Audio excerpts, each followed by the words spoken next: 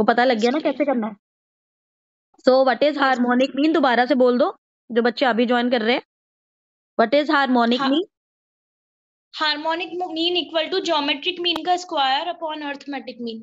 Yes, और अगर हमारा हार्मोनिक मीन में दो पॉजिटिव नंबर्स गिवन है, मतलब वैसे दो पॉजिटिव नंबर गिवन है, तो हार्मोनिक मीन निकलेगा 2ab upon a plus B. 2ab upon a plus B. Okay, clear हुआ? 2ab upon a plus B, clear हो गया? चलिए अब मुझे आप बताओ, एब्सोल्यूट मेजर डिस्पर्जन में क्या होता है? मैम एब्सोल्यूट के अंदर जैसे मीटर हो गया, मतलब मीटर आर्ट्स वगैरह आते हैं। क्या हम मतलब इसमें और इसमें क्या हम एब्सोल्यूट में कंपैरिजन करते हैं? हाँ मैम, इसमें तो कर सकते हैं ना। आप बताओ अनुपम, एब्सोल्यूट और रिलेटिव मेजर क्या होता है? अच्छा, वहां पर हो library? Ma'am okay okay. Relative में तो कोएफिशिएंट होते हैं, जैसे कोएफिशिएंट ऑफ डिस्पर्जन हो गया, मतलब कोएफिशिएंट एब्सोल्यूट वर्ड तो मेजर का एग्जांपल बताओ, anyone who can tell me.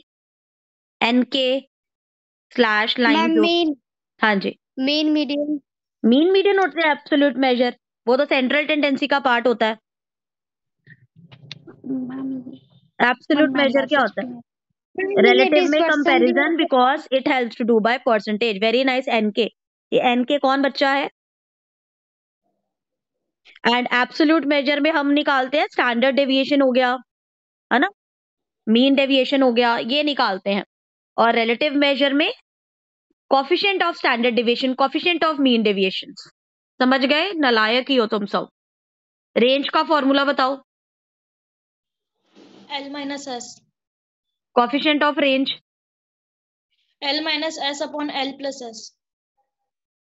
Okay. Semi inter quartile range को क्या कहते हैं? Q3 minus Q। Semi inter quartile range को क्या बोलते हैं?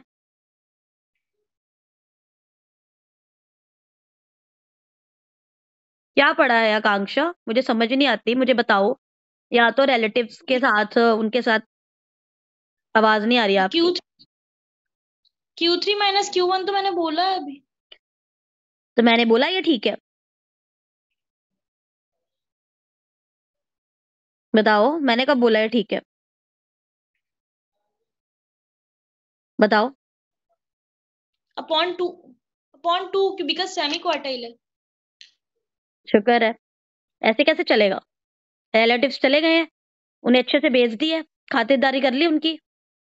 नहीं, वो छोटे छोटे बच्चे आए थे तो छोटे छोटे बच्चों ने करियर बनाना ना तुम्हारा। तो सेमी इंटर क्वार्टाइल रेंज को हम क्वार्टाइल डेविएशन भी कहते हैं, जिसका फॉर्मूला होता है Q3 minus Q1 upon 2। Quartile range आएगा तो उसका होता है Q3 minus Q1। Coefficient of quartile deviation क्या होता है? Coefficient of quartile deviation, yes. बताओ Lakshmi, coefficient of quartile deviation. Q3 minus Q1 divided by Q3 plus 2। Okay, decile range क्या होता है लक्ष्मी? Decile range? डिसाइल में मैम D9, हाँ जी, minus. D9 minus D1। और इसका कोफिशिएंट क्या होता है डिसाइल का? Coefficient of decile D9 minus D1 divided by 2। 2 नहीं होता, D9 minus D1 upon D9 plus D1। D1, sorry percentile range क्या होता है Lakshmi Kumari? Percentile range? Ma'am percentile में P19 हाँ जी। Minus P10। और परसेंटाइल कोफिशिएंट क्या होता है? P19 minus P10 divided by P19 plus P10। Okay, कौन ज्यादा बेटर होता है, क्वार्टाइल डेविएशन या mean deviation? Ma'am mean deviation. कौन ज्यादा बेटर होता है, क्वार्टाइल डेविएशन या स्टैंडर्ड डेविएशन? Standard deviation. कौन ज्यादा बेटर होता है, मीन डेविएशन या standard deviation? Standard deviation ma'am. Descriptive statistics क्या होता है? डिस्क्रिप्टिव मतलब डिस्क्रिप्टिव मतलब कि डिस्क्राइब करके उसको। हाँ जी, फॉर एग्जाम्पल मैं बता रही हूँ कि आपके पिछले सेमेस्टर में इतने नंबर आए हैं और इस सेमेस्टर में इतने नंबर आए हैं, दैट इज डिस्क्राइब करना, प्रेजेंट को बताना। लेकिन मैं इन्फ्रेंशियल का मतलब होता है प्रेजेंट को देखकर मैं फ्यूचर को प्रिडिक्ट करूं। दैट इज अभी तुम्हारा 90% आया लेकिन फ्यूचर में तुम्हारे 95 आएंगे। सो प्रेजेंट को देखकर फ्यूचर को प्रिडिक्ट करने को इन्फ्रेंशियल स्टैटिस्टिक कहते हैं, लेकिन जो पास्ट में या प्रेजेंट में हो चुका है उसको सिर्फ डिस्क्राइब करने को डिस्क्रिप्टिव स्टैटिस्टिक कहते हैं। ठीक है जी, यस समझ गए? पॉपुलेशन और अगर पॉपुलेशन का मतलब पूछा गया, सैंपल का मतलब पूछा गया तो बता सकते हो? यस मैम, सैंपल का मतलब चलो मुझे बताओ, population A B C D E F ये किस में आएगा? Nominal, ordinal, interval, ratio, grades है A B C D E F. Range ma'am, ये इंटरवल। क्यों इंटरवल क्यों आया? मैंने नंबर बताया इसमें कोई? ये ऑर्डिनल आएगा। नॉमिनल हो गया मैम, नॉमिनल। नॉमिनल नहीं होगा, ऑर्डिनल होगा। A B C D E F. A better होता है बी से, बी बेटर होता है सी से, सी बेटर होता है ई से। कंपैरिजन। हाँ, कंपैरिजन। समझे? So A B C Yes, D ma'am. E F ये ऑर्डिनल डेटा में आएगा।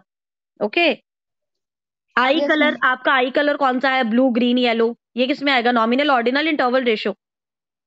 कोई भी बता सकता है। Ma'am interval. इंटरवल आता है, नॉमिनल नॉमिनल में आएगा। आई कलर, हम ये नहीं बोल सकते, मैंने ये नहीं बोला आपका आई कलर मेरे आई कलर से बेटर है। So I colour is nominal. Nationality, आपकी नेशनैलिटी कौन सी है? इंडियन या फॉरेन? ये किस में आएगा? Nominal, ordinal, interval, ratio? कोई भी बता सकता है answer. Normal, nominal. Nominal. CAT का स्कोर, मैट, कैट का स्कोर, मैट का स्कोर, सीटेट का स्कोर, ये किस में आएगा? मैम ये इंटरवल में आएगा, इंटरवल में। इंटरवल। हाइट, वेट, मार्क्स, ये किस में आएगा? Nominal, ordinal, interval, ratio? Ratio ma'am ये एब्सोल्यूट 0 देता है। हाँ, एब्सोल्यूट 0 देता है। केल्विन टेम्परेचर किस में आएगा? इंटरवल। इंटरवल। केल्विन रेशो में आएगा। इंटरवल में कौन सा आता है? Fahrenheit and Celsius. Okay, sorry ma'am. Gender, male और फीमेल, ये किस में आएगा? Ma'am nominal. नॉमिनल। ये नॉमिनल में आएगा। ओके, मेल क्वेश्चनियर क्या होता है बताओ? मैम जो ऑनलाइन हम लोग क्वेश्चनियर भेजते हैं उसको इसके कभी भी वो एडवांटेजेस लोग बताओ। भेजते हैं उसका आंसर करके। एडवांटेजेस इसको सिर्फ एजुकेटेड लोग ही। हाँ, क्योंकि मेल में भेज रहे तो सिर्फ एडुकेटेड लोग ही आंसर दे सकते हैं। Very nice. और इसका उल्टा क्या होता है अनुपम? मैम किसका उल्टा? हाँ, शेड्यूल फिल्ड बाय इन्यूमरेटर। इसमें क्या होता है, हम खुद जाते हैं लोगों के पास और इसमें वही लोग भर, इसमें ज्यादातर इलिटरेट लोगों के लिए भी ये बेनिफिशियल होता है। ठीक है ना? Yes ma'am. चलिए,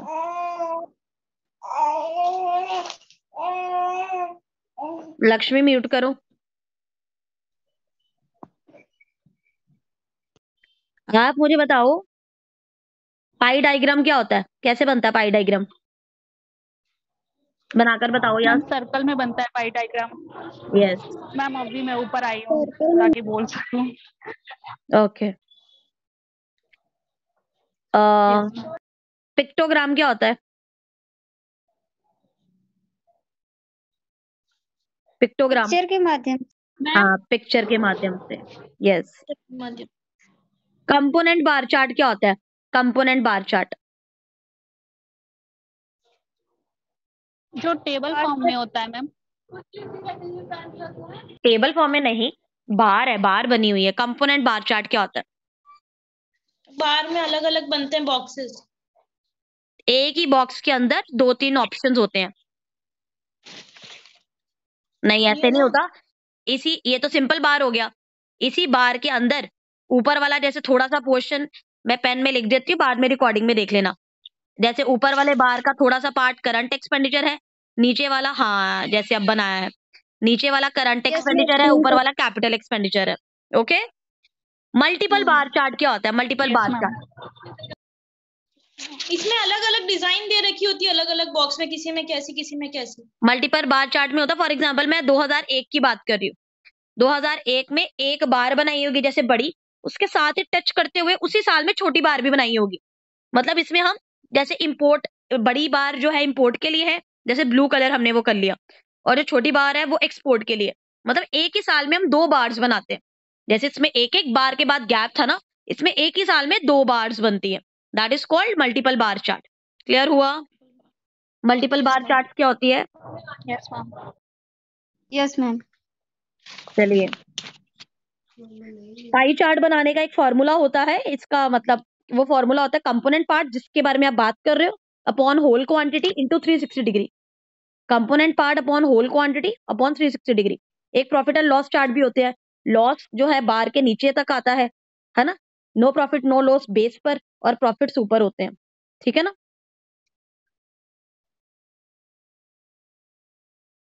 एक हमारा होता है टाइम सीरीज ग्राफ, जिसे हिस्टोरीग्राम भी कहते हैं। हिस्टोग्राम होता है ना, हिस्टोग्राम नहीं, जो टाइम सीरीज के ग्राफ होता है इसे हिस्टोरीग्राम कहते हैं। हिस्टोरीग्राम, इसको भी रिकॉर्डिंग में देख लेना, मैं डायग्राम बना रही हूँ हिस्टोरीग्राम कैसे होता है। ठीक है जी, आपके वन लाइनर्स में गिवन है ये। हिस्टोग्राम क्या होता है? मैम हिस्टोग्राम में जो मैंने अभी बनाए थे बॉक्सेस वैसे वाले रहते हैं। वो तो बाहर है, नो। नहीं, पास पास में जो रहते हैं ना उसमें मतलब दिखाओ, बनाकर ब्रेक नहीं। दिखाओ।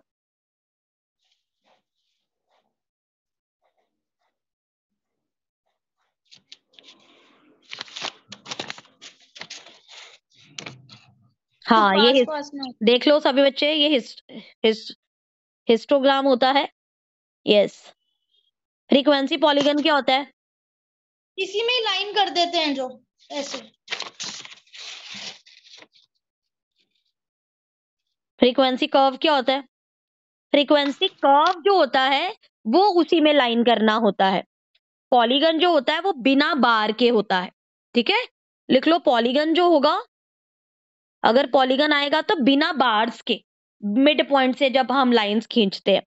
जो फ्रीक्वेंसी कर्व होता है, ठीक है, वो बार्स के मिड वाले एरिया से होता है। ओके। एक हमारा होता है क्यूमुलेटिव फ्रीक्वेंसी कर्व, उसका एक और नाम होता है, क्या बोलते हैं क्यूमुलेटिव फ्रीक्वेंसी कर्व को?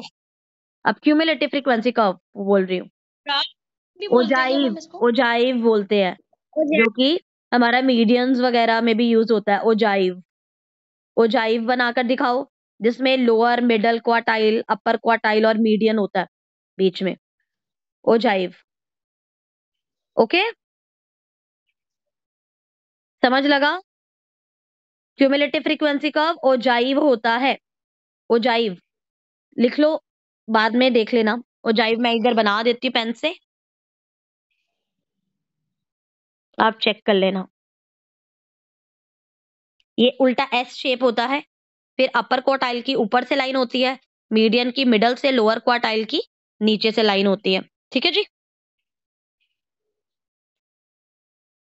अब पैरामीटर, स्टैटिस्टिक, ये सब आपको आता है, मुझे करवाने की जरूरत नहीं है।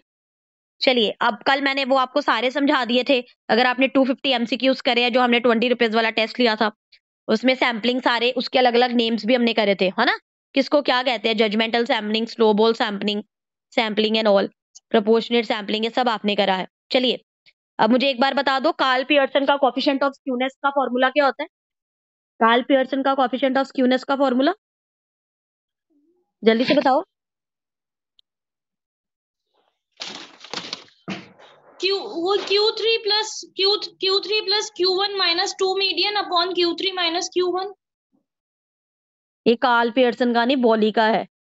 पता नहीं बॉली कितना नालायक हो तुम लोग। मीन माइनस क्या mode upon standard division, copy से देख लिया तो क्या हो गया?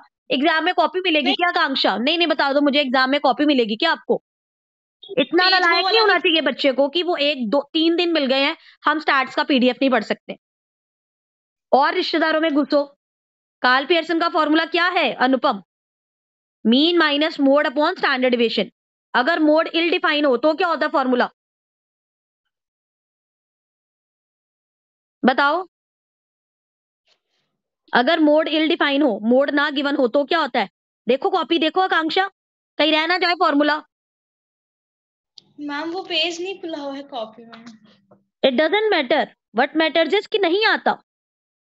पता नहीं कितने दिन तुम्हें दे दो, मुझे नहीं लगता दिसंबर तक भी तुम लोगों का एग्जाम क्लियर हो सकता है, जिस हिसाब से तुम लोगों की स्पीड है।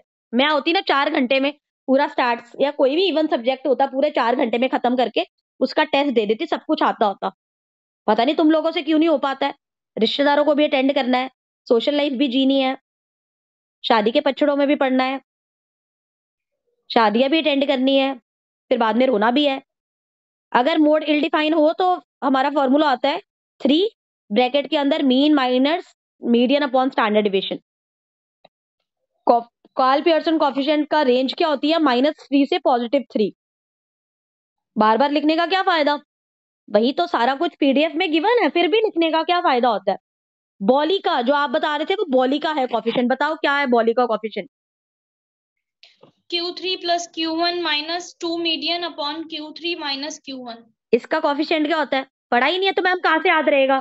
कल आपने बॉली का बता दिया था फॉर्मूला, वो हमें आता है ना? इसका रेंज क्या होती है? जैसे कार्ल पियर्सन की -3 से +3 है, इसकी रेंज क्या होती है बॉली की? अनुपम आप बताओ, बॉली की रेंज क्या होती है? मैम इसकी भी यही होती है, कुर्टोसिस की, इसकी स्क्यूनेस की -3 + अनुपम 3। आप बताओ, बॉली के कोएफिशिएंट की रेंज क्या होती है? नहीं 3 नहीं होती है, 0 से 1 होती है बॉली की, लिख लीजिए। स्क्यूनेस हमारा मूवमेंट के थ्रू भी निकलता है, लिख लो। मूवमेंट रेशियो के थ्रू भी स्क्यूनेस निकाला जाता है, उसका फॉर्मूला होता है μ3 अपॉन स्टैंडर्ड डिविएशन का पावर 3। μ3 अपॉन स्टैंडर्ड डिविएशन की पावर 3। कुर्टोसिस का मतलब अभी हमने स्क्यूनेस करा, फिर कार्ल पियर्सन ने कुर्टोसिस भी बताया था। कुर्टोसिस का लिटरल मीनिंग होता है हम्प, HUMP। कुर्टोसिस का मतलब होता है हम्प, मतलब ये क्या बताता है? पीक्डनेस और फ्लैटनेस। यस 0.263, यस ये भी वैल्यू हमने करी थी। हम्प 0.263 वो वैल्यू क्या है हमारी? कुर्टोसिस के अंदर आती है अनुपम, जो आपने 0.263 बोला है। ओके, ये स्क्यूनेस के अंदर नहीं है, ये कुर्टोसिस के फॉर कुर्टोसिस है नॉर्मल डिस्ट्रीब्यूशन के केस में। तो हम्प कहते हैं पिगनेस और फ्लैटनेस के बारे में बताता है कार्ल पियर्सन इस कुर्टोसिस के बारे में। और लेप्टोकर्टिक, मीजोकर्टिक और प्लेटिकर्टिक होता है, इसकी वैल्यूज आपको पता ही होंगी। प से हिंदी वाला प्यार <3, L से इंग्लिश वाला लव >3 और मीजोकर्टिक क्या होता है? =3। अब कुर्टोसिस का फॉर्मूला भी है, क्या फॉर्मूला है? μ4 अपॉन μ2 का स्क्वायर। लिखो μ4 अपॉन μ2 का स्क्वायर। कुर्टोसिस नॉर्मल डिस्ट्रीब्यूशन में वैल्यू क्या होती है? कुर्टोसिस को मेजर करने का फॉर्मूला पता लग गया, μ4 अपॉन μ2 का स्क्वायर। स्क्यूनेस को मेजर करने का फॉर्मूला क्या था? μ3 अपॉन स्टैंडर्ड डिविएशन की पावर 3। कुर्टोसिस को मेजर करने का फॉर्मूला क्या है? μ4 अपॉन μ2 का स्क्वायर। नॉर्मल डिस्ट्रीब्यूशन में कुर्टोसिस का फॉर्मूला क्या है? 0.263। कहां देख रहे हो आकांक्षा, समझ आ रही है कुछ के ऊपर से जा रहा है सब? 0.263। अब बताओ कुर्टोसिस की रेंज क्या होती है? पियर्सन का हमने, -3 से हाँ जी बोलो। -3 से +3। सारा कुछ -3 से +3 कर दो, है ना? बॉली का भी -3 से +3 था, जो कि 0 से 1 था। कार्ल पियर्सन का तो -3 से +3 था ही। अगर आपका के जो हमारा कुर्टोसिस है, अगर हम कुर्टोसिस है उसके बारे में बात करें, इट लाइज बिटवीन, अगर नॉर्मल है तो इट लाइज बिटवीन 0 से 0.5। लिख लो 0 से 0.50। कुर्टोसिस का फॉर्मूला जब हमें सेमी इंटरक्वार्टाइल रेंज और परसेंटाइल दोनों गिवन हो, फिर क्या होता है कुर्टोसिस का फॉर्मूला? कुर्टोसिस का फॉर्मूला जब क्वार्टाइल डेविएशन एंड परसेंटाइल हमें गिवन हो और सेमी इंटरक्वार्टाइल रेंज गिवन हो, फॉर्मूला है quartile deviation upon P90 minus P10। Quartile deviation upon P90 minus P10, सब कुछ गिवन है। कहां पर गिवन है? 1 लाइनर्स में, बट हमने नहीं पढ़ना। क्यों नहीं पढ़ना? क्योंकि हम बहुत इंटेलिजेंट है। चलिए बायनोमियल डिस्ट्रीब्यूशन के बारे में बताएं। क्या होता है?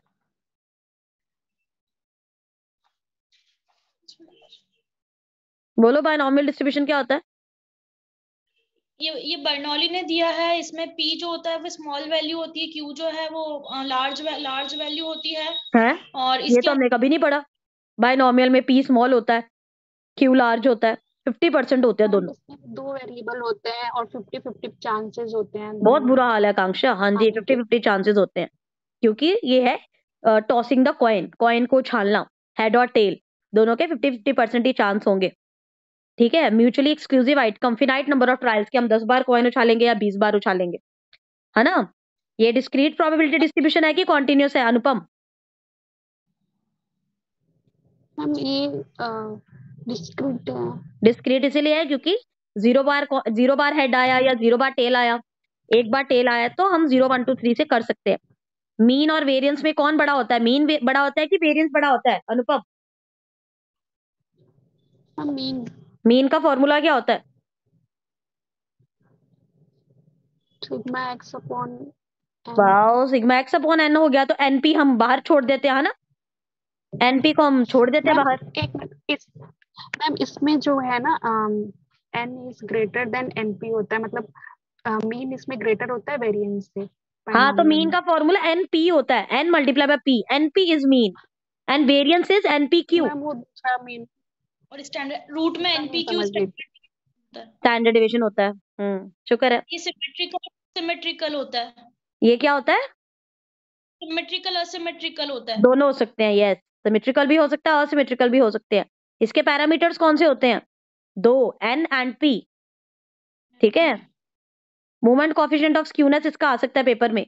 वो क्या होता है? 1 - 2 अपॉन रूट एनपीक्यू। और कुटोसिस 1 - 6 3 पीक्यू अपॉन एनपीक्यू। कुछ नहीं याद आ जाता? अभी रोज कल भी आपको दिया था, एक दिन लगाओ, स्टार्ट पढ़ के आओ। पता नहीं कितना आप लोगों को कॉन्फिडेंस है, ओवर कॉन्फिडेंस है ना, जो पढ़ के ही नहीं आते हैं। चलिए, अगर मैं पेपर में एक आया हुआ है हाइपोजियोमेट्रिक डिस्ट्रीब्यूशन। हाइपोजियोमेट्रिक डिस्ट्रीब्यूशन में जो सक्सेसिव ट्रायल्स होते हैं वो डिपेंडेंट होते हैं कि इंडिपेंडेंट होते हैं? मैम हमें बायनॉमियल नहीं आता, हमें हाइपोजियोमेट्रिक कहाँ मैम से आता होगा? डिपेंडेंट होते हैं। यस, डिपेंडेंट होते हैं, मैम ये अपोजिट होते हैं बायनॉमियल के। बायनॉमियल से ऑपोजिट होते हैं। पॉइजन डिस्ट्रीब्यूशन के बारे में बताएं, क्या होता है पॉइजन डिस्ट्रीब्यूशन?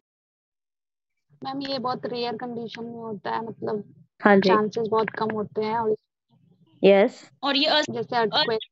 क्या होता है? अर्थक्वेक, हाँ, अर्थक्वेक असिमेट्रिक वगैरह, रेयर होता है, चांसेस होते हैं इसमें। यस। और फाइनाइट। और मैम ये डिस्क्रीट सीरीज भी होती है। शुक्र है आपने भी बोला लक्ष्मी। मैम और इसमें मीन और वेरिएंस इक्वल होते हैं और रेयर केसेस को बताते हैं, जैसे एम होता है अर्थक्वेक का मीन, यहाँ पर एम होता है और ये पॉजिटिवली और स्क्यूड होता है। और मीन और वेरिएंस जी। आपस में इक्वल होता है, स्टैंडर्ड डिवीजन रूट एम होता है। ठीक है जी। और इसमें मैम फॉर्मूला लैम्डा का यूज किया जाता है, जो नॉर्मल डिस्ट्रीब्यूशन बताएं। अब्राहम डी मूवर ने दिया है, फिर इसको लैपलेस एंड गॉस ने दिया है, इसलिए इसको गॉसियन डिस्ट्रीब्यूशन भी कहा जाता है। इसमें हमारा यूनी मॉडल होता है, ये होती है मैम। ये परफेक्टली इसमें मीन सिमेट्रिकल होता है, ना पी ज्यादा स्मॉल होता है ना क्यू ज्यादा स्मॉल होता है। मीन मीडियन मोड इसमें सेम होते हैं। इंडिपेंडेंट एंड बराबर मल्टीपल कॉजेज होता है इसमें। और भी ये कंटिन्यूअस सीरीज होती है मैम। ये कॉन्टिन्यूस होता है। क्वार्टाइल डेविएशन क्या होता है? 2/3 of standard deviation, 2/3 of standard deviation. And mean deviation क्या होता है? 4/5 of standard deviation. Moment coefficient of skewness क्या होता है? √β1 is equal to 0। Moment coefficient of kurtosis क्या होता है? β2 इज इक्वल टू 3। ऐसे नहीं पेपर क्लियर होते, मैं बता दूं। इसके पैरामीटर मीन और स्टैंडर्ड डेविएशन होते हैं। मीन हमारा मीन की तरह ही होता है, सिग्मा एक्स अपॉन एन, और स्टैंडर्ड डेविएशन की तरह ही होता है। इसमें एरिया कैसे निकलता है? Mean plus minus 1 standard deviation की वैल्यू क्या है बताओ? 68.26। Mean plus minus 2 standard deviation की वैल्यू 95.45। 68.26, 95.45 एंड 99.73। मैम 1 की होगी 68.27। हाँ 2627 सेम है बात। कोरिलेशन बताओ, परफेक्ट कोरिलेशन की वैल्यू क्या होती है? +1। -1 नहीं हो सकती परफेक्ट कोरिलेशन। इतनी +1 से -1 तक, मतलब -1 से -1 भी हो सकता है परफेक्टली कोरिलेशन, वो परफेक्टली नेगेटिव हो सकता है। वेरी हाई डिग्री क्या होगा? वेरी हाई डिग्री की value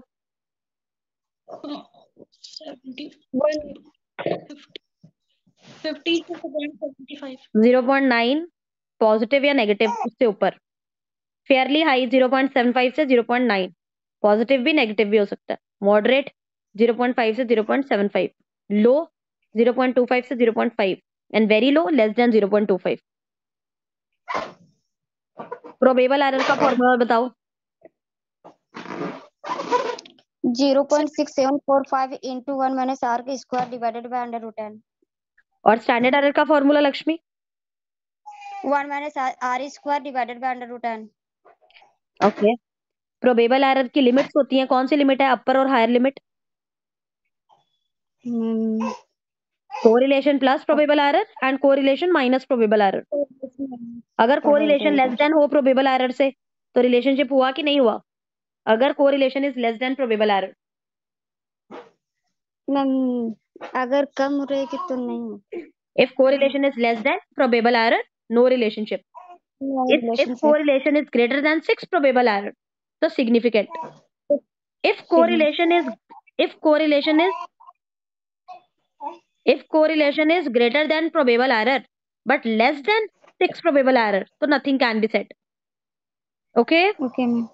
RX y RY x case में इक्वल होता है क्योंकि कोरिलेशन एक ही आंसर निकलता है ना, तो चाहे x on y हो चाहे y on x हो, कोरिलेशन का आपस में इक्वल होते हैं। इसके मेथड्स कौन से होते हैं कोरिलेशन के? ग्राफिक्स में आता है scatter diagram and simple graph, जिसे कोरेलोग्राम भी कहते हैं। मैथमेटिकल में 3 होते हैं, Karl Pearson, rank correlation and concurrent deviation method. Karl Pearson method के 2 और नेम है, कोई बता सकता है कौन से हैं? कार्ल पियर्सन को 2 और चीजें कहा जाता है, 2 और नाम है कार्ल पियर्सन के।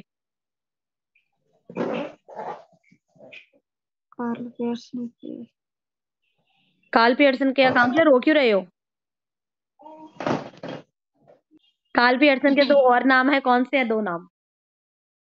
Product movement method and covariance method. Product movement method and covariance and rank correlation का Spearman correlation method. Scatter diagram को हम क्या बोलते हैं? Dot diagram, dot gram, scatter gram. ठीक है। प्रोडक्ट मूवमेंट मेथड का फॉर्मूला बताओ। प्रोडक्ट मूवमेंट मेथड का फॉर्मूला बताओ। क्या हो गया आकांक्षा, जवाब नहीं देना? लक्ष्मी मैम बताओ। मैम अभी क्या बोले मैम? प्रोडक्ट मूवमेंट मेथड का फॉर्मूला बताओ। ये तो मैंने पढ़ा नहीं। आकांक्षा बताओ। Product method of correlation. Anupam, product method of correlation.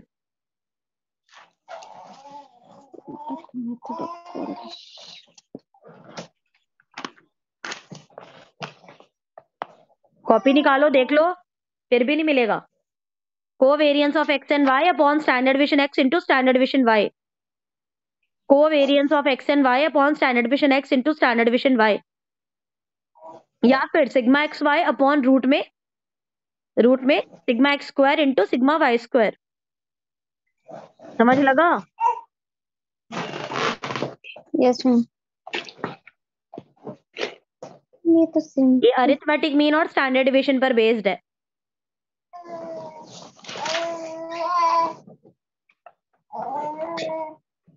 अगर कोवेरियंस पॉजिटिव हुआ तो कोरिलेशन पॉजिटिव होगा कि नेगेटिव होगा? पॉजिटिव हो गया। अगर कोवेरियंस पॉजिटिव है, पॉजिटिव। अगर आपको सिग्मा एक्स वाई गिवन हो और स्टैंडर्ड डिविएशन गिवन हो, तो फॉर्मूला क्या बनेगा कोरिलेशन का? अगर आपको सिग्मा एक्स वाई गिवन हो और स्टैंडर्ड डिविएशन गिवन हो, तो फॉर्मूला क्या बनेगा? वो B X Y into B Y B X X Y तो मैंने पूछा ही नहीं, मैंने सिग्मा एक्स वाई और स्टैंडर्ड डिविएशन पूछा है।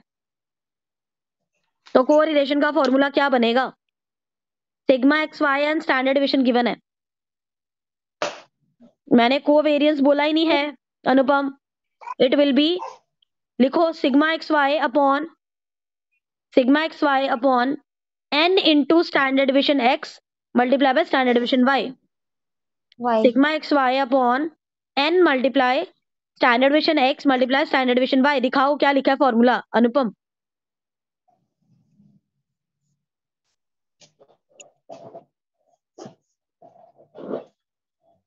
यस, एक कोवेरियंस वाला फॉर्मूला है, एक ये वाला फॉर्मूला है ना। एक और फॉर्मूला लिखो और तीनों फॉर्मूलाज दिखाओ। एक और फॉर्मूला लिखो अनुपम, सिग्मा एक्स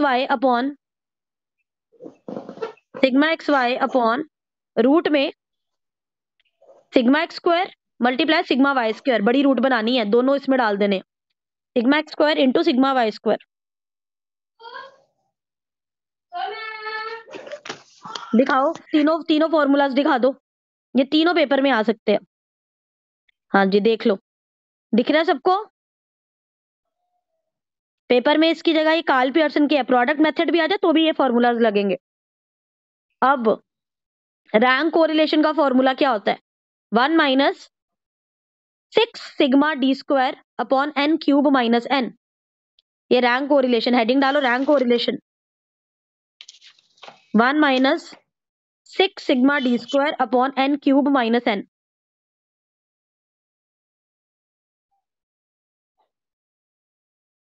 दिखाओ अनुपम। यस, कॉन्करेंट डेविएशन का फॉर्मूला लिखो, it is denoted by RC. ये सिर्फ पॉजिटिव नेगेटिव साइंस को बताता है, आरसी से डिनोट करता है कॉन्करेंट डेविएशन।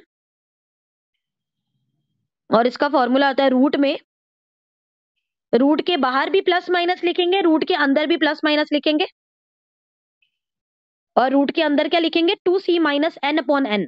हाँ लिखो 2c minus n upon n, 2c minus n upon n। हाँ पूरी बड़ी ब्रैकेट लिखो, या n को भी टच करे ब्रैकेट अनुपम, बड़ी वाली ब्रैकेट, नीचे वाले n को भी, ऊपर वाले को ही रूट में डाल रहा है ना वो, नीचे को वाले को भी रूट में डाले। हाँ देख लो फॉर्मूला सभी कॉन्करेंट डेविएशन का, क्लियर हो गया? जहां पर cause and effect relationship regression बताता है, एसोसिएशन एंड डिसएसोसिएशन कोरिलेशन बताता है, ठीक है ना। प्रिडिक्शन फोरकास्टिंग के लिए जरूरी होता है। चलिए,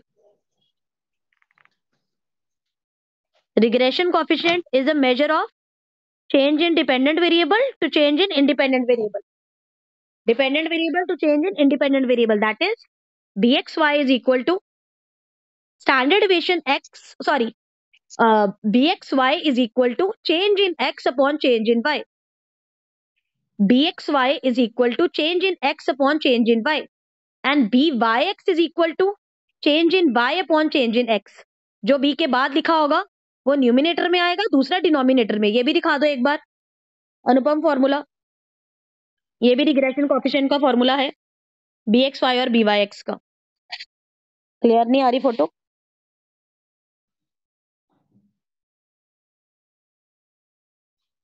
हाँ यस, एक्स वाई होगा तो एक्स ऊपर, चेंज इन एक्स ऊपर, और वाई होगा तो चेंज इन वाई ऊपर। Very nice. अब ये तो आपको पता ही है, coefficient of correlation is the geometric mean of two regression coefficient, है ना। दोनों रिग्रेशन कोएफिशिएंट के साइन सेम होते हैं, अगर bxy पॉजिटिव है तो byx भी पॉजिटिव है तो r भी पॉजिटिव होगा, है ना। और ये लाई किसमें करते हैं? 0 से 1। अगर bxy और byx को मल्टीप्लाई कर ले तो 0 से 1 लाई करते हैं। और अरिथमेटिक मीन दो रिग्रेशन कोएफिशिएंट का हमेशा ग्रेटर देन और इक्वल टू होता है, कोएफिशिएंट ऑफ कोरिलेशन से। लिखो bxy plus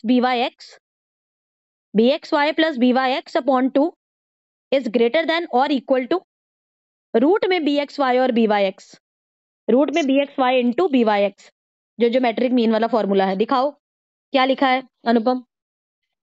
arithmetic mean is greater than equal to geometric mean.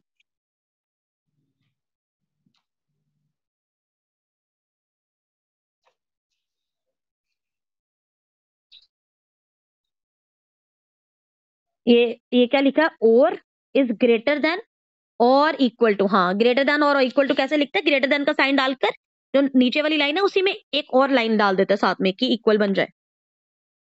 चलो कोई नहीं, मैं बता दूंगी कैसे लिखते हैं, ठीक है। ये गलत लिखा है, रूट में मल्टीप्लाई आएगा। हाँ ये देखो, आकांक्षा ने सही लिखा है, थोड़ा पीछे करो आकांक्षा। अरिथमेटिक मीन इज, क्या लिखा है, इज ग्रेटर देन और इक्वल टू।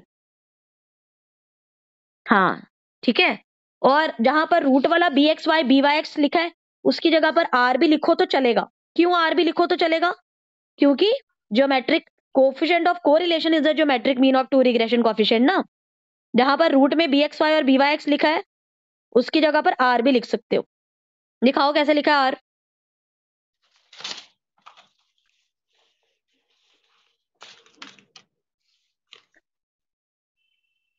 हाँ r भी आ सकता है। अब रिग्रेशन कोफिशिएंट एक तो मैंने आपको वैसे बता दिया, bxy is equal to change in x upon change in y। एक और फॉर्मूला होता है, लिखो bxy is equal to r multiply, अगर xy है ना तो ऊपर स्टैंडर्ड डिवीजन x आएगा, तो bxy is equal to r मतलब coefficient of correlation small r आएगा। bxy is equal to small r multiply by standard division x upon standard division y, and byx is equal to small r multiply standard division y upon standard division x। समझ लगा।